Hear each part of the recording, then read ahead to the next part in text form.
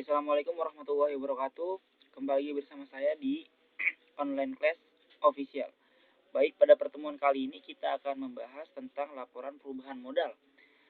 Perlu kita ketahui bahwa laporan perubahan modal merupakan komponen yang tersedia atau yang berada di dalam laporan keuangan. Pada minggu lalu kita sudah pernah membahas laporan laba rugi dan laporan neraca lajur, ya, yang ada 10 kolom ini. Habis kolom neraca lajur, laporan laba rugi, dan lanjut laporan perubahan modal. Nah, kenapa sih perlu ada laporan perubahan modal?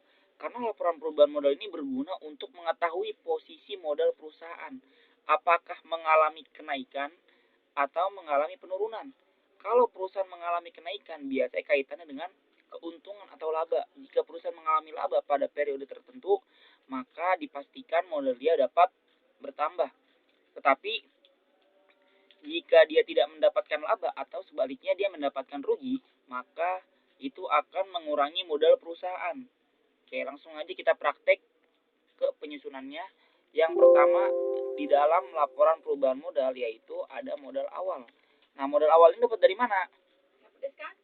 Modal awal ini dapat dari laporan neraca. Nah, modal yang ini yang sebesar 50 juta. Langsung kita masukin 50 juta. Modal awal sebesar 50 juta. Nah, lanjut, setelah modal awal ada yang namanya laba atau rugi. Nah, laba rugi dapat dari mana? Kan kita udah nyusun laporan laba rugi kan. Nah, dari sini nih. Laba sebesar 7 juta. Nah, berarti tulis 7 juta. Nah, ini sengaja saya bikin 3 kolom. Ini 3 kolom ini yang pertama untuk akun-akunnya, yang kedua dan ketiga biasa untuk nominalnya. Oke, habis itu price. Kalau misalkan ada price, tulis price.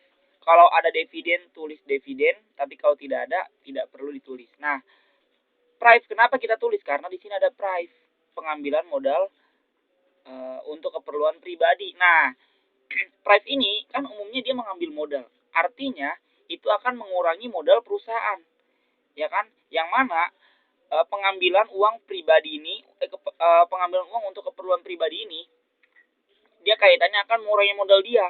Nah, caranya gimana? Berarti kita masukin, berarti minus 2 juta. Kenapa minus 2 juta? Karena dia mengambil uang. Mengambil uang apa? Mengambil uang untuk keperluan pribadi sebesar 2 juta.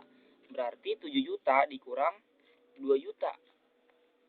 Hasilnya 5 juta. Nah, karena labanya dia mengalami laba sebesar 7 juta dan dia mengambil uang pribadi hanya sebesar 2 juta, maka dia masih mengalami laba sebesar 5 juta. Berarti 50 juta ditambah 5 juta. Nah, ini modal akhir dia nih.